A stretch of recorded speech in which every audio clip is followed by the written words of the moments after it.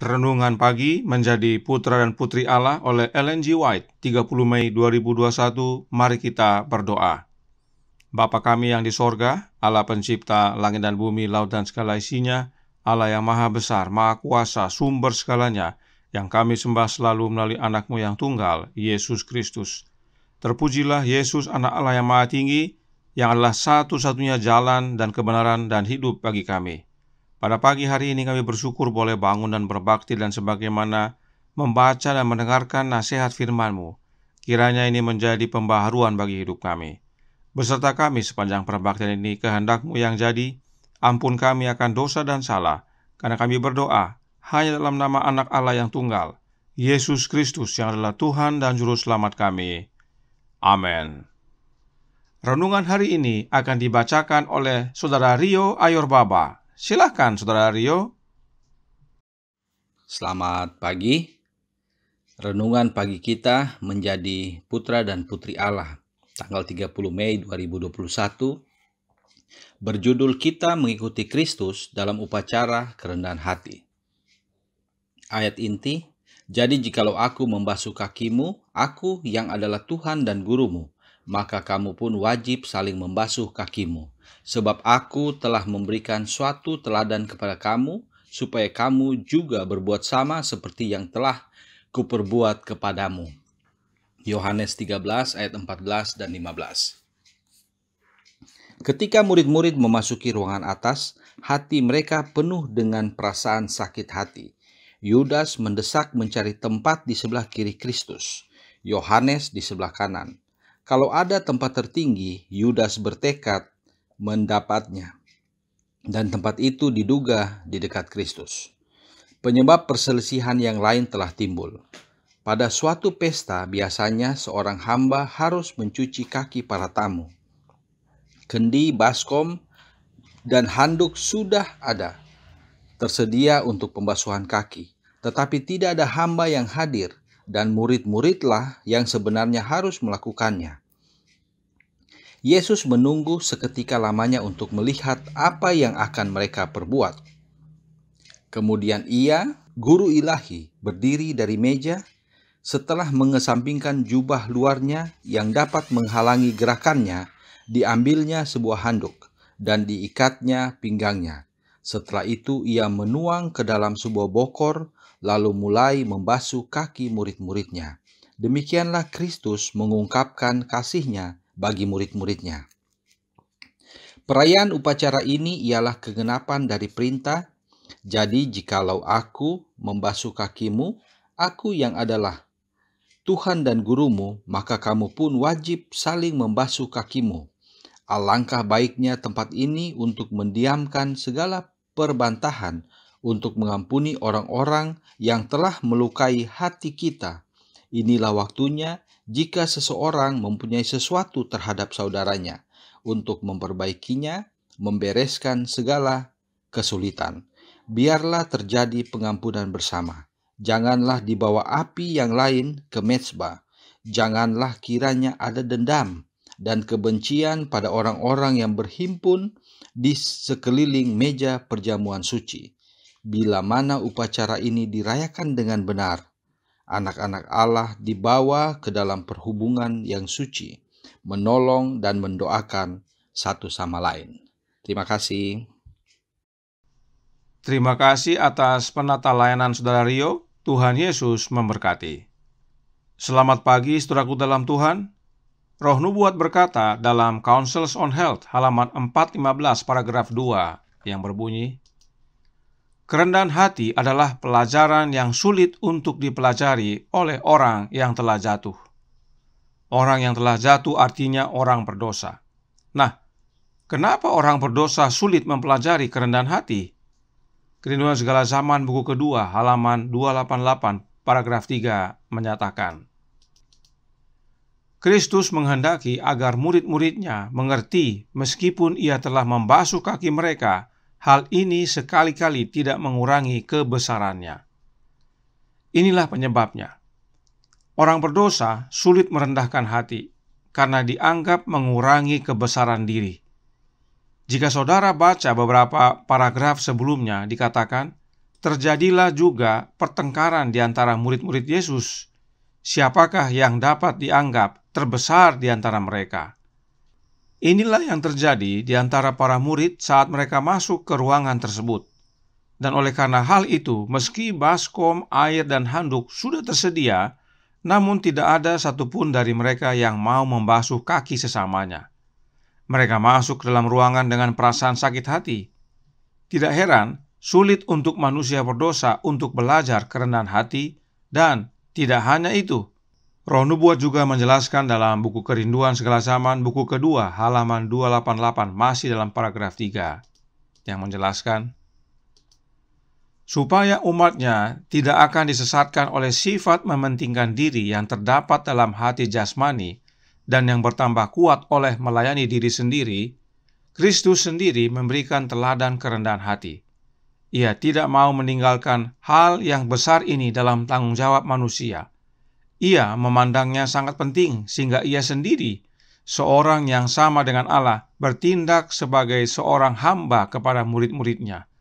Sementara mereka bertengkar untuk mendapat tempat tertinggi, ia yang kepadanya setiap lutut akan bertelut, ia yang layak disembah oleh malaikat-malaikat kemuliaan, menundukkan diri untuk membasuh kaki orang-orang yang memanggil dia Tuhan.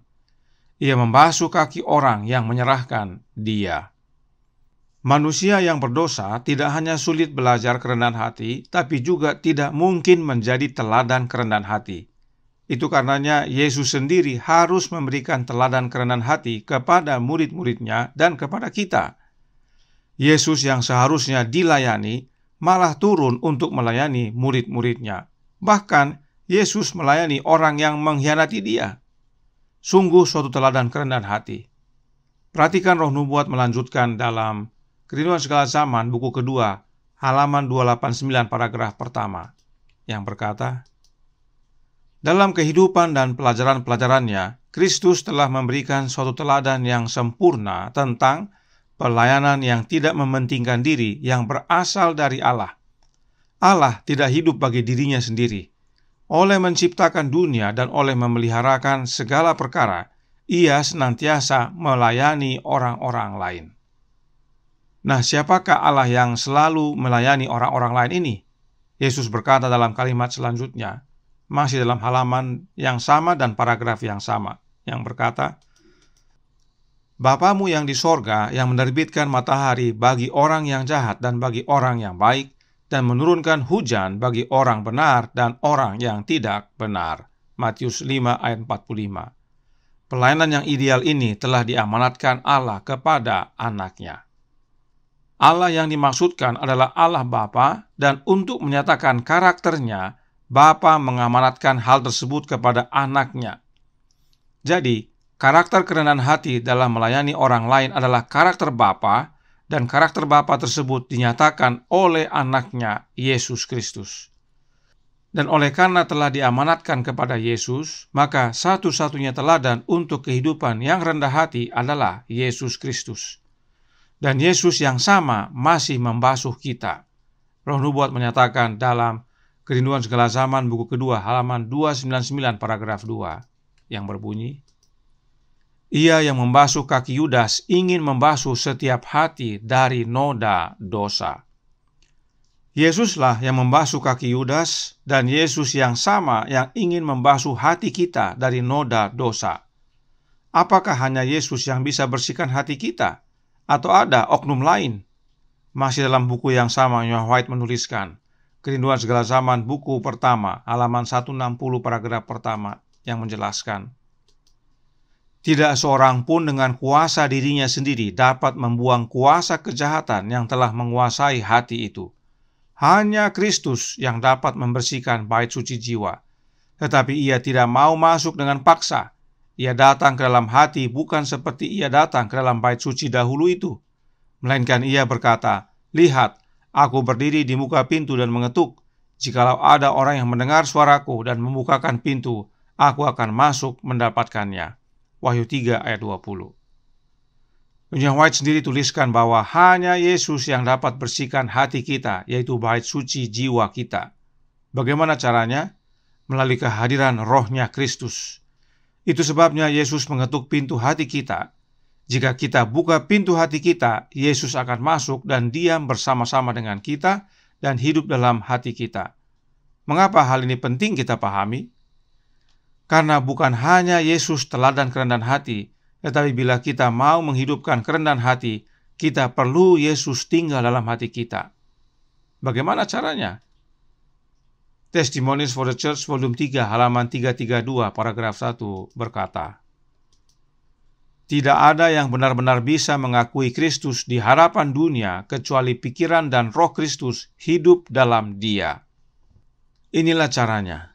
Dan perlu diketahui bahwa roh Kristus bukanlah semangat Kristus.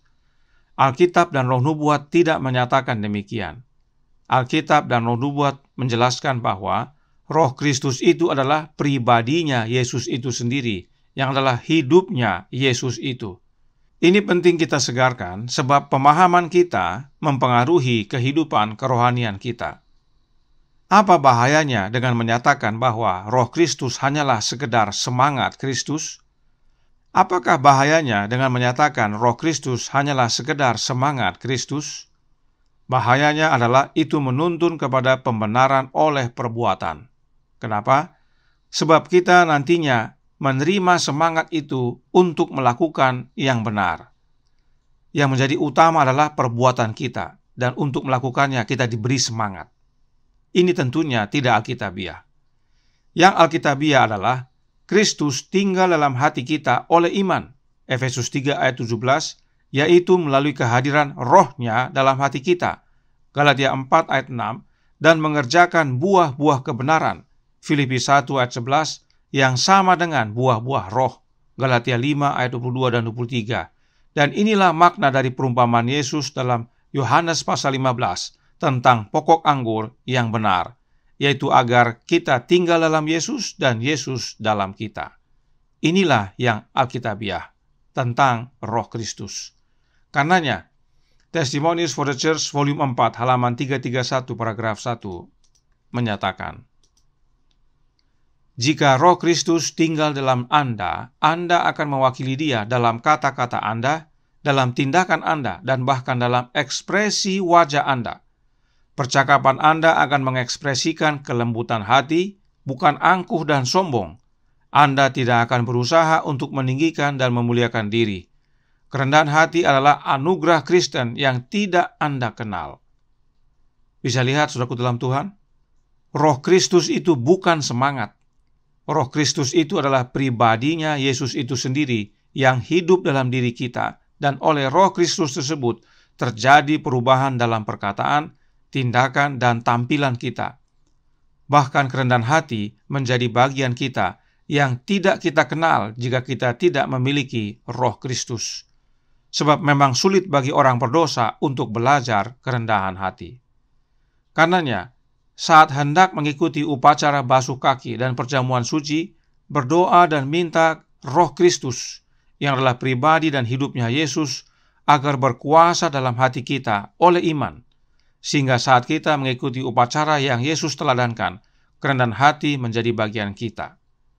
Roh Nubuat menutup dalam In Heavenly Places halaman 248 paragraf 4 yang berkata, Roh kerendahan hati, Roh Kristus akan membantu kita mengenal Dia yang telah memanggil kita kepada kemuliaan dan kebajikan. Kerendahan hati itu bukan semangatnya Yesus, tetapi karakternya Yesus. Itulah hidupnya Yesus. Itulah rohnya Yesus itu sendiri. Itulah yang harus hidup dalam hati kita. Maka kerendahan hati Kristus menjadi bagian hidup kita. Tuhan memberkati, saya bawa dalam nama Yesus. Amin. Mari kita berdoa. Bapa kami yang di sorga, Allah pencipta langit dan bumi, laut dan segala isinya, Allah yang maha besar, maha kuasa, sumber segalanya, yang kami sembah selalu melalui anak-Mu yang tunggal, Yesus Kristus. Terima kasih atas nasihat yang begitu baik bagi kami, agar kami meneladani kehidupan Yesus, menerima rohnya, supaya kami boleh menghidupkan kehidupan kerendahan hati. Tolong kami ya Bapa, agar kehidupan ini menjadi bagian kami, sehingga kami menjadi saksi bagi Yesus di dunia ini. Beserta kami sepanjang hari ini, kehendak-Mu yang jadi, ampun kami akan dosa dan salah, karena kami berdoa hanya dalam nama Anak Allah yang tunggal, Yesus Kristus, yang adalah Tuhan dan Juru Selamat kami. Amin.